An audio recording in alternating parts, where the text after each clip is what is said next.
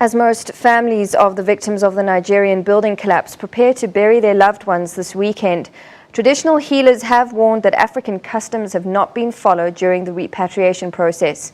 Remains of 74 of those who died were brought back to the country last Sunday.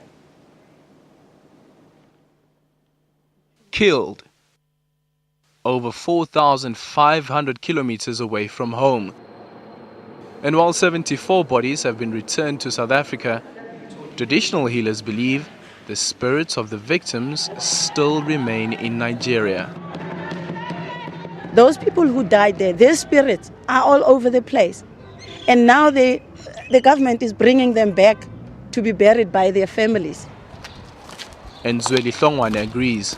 There's a certain ritual which must be performed where the spirit departed from the body.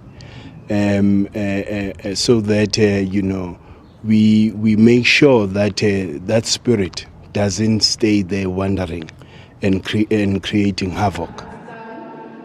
But what do the families of the deceased believe? As a family, even if we wanted to do something, but we didn't have any powers because they died in a foreign country, so we couldn't go that side, and we don't know exactly which spot did they die on. Pathologists advise that the badly decomposed bodies should not be viewed, but the family of Winimbata refused to give up on tradition. It was not okay. It's a trauma, in fact. It's not good at all. But there's nothing we can do. We wanted to satisfy ourselves. Meanwhile, memorial services continued across the country. In Bloemfontein, the mood was somber as friends and family remember Boitumelo Bransell.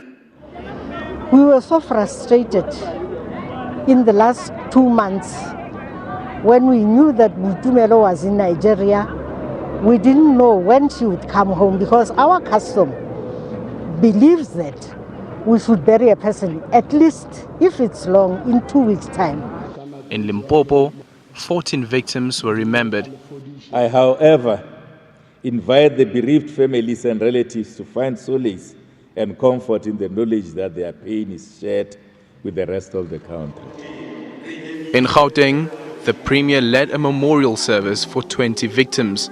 We family members, you might be mourning here, you might be crying here, and we are all crying as a people. But I'm sure their Savior, their Lord, is happy that they died saving Him. Most funeral services will be held this weekend. Aldrin St. Pierre, SABC News.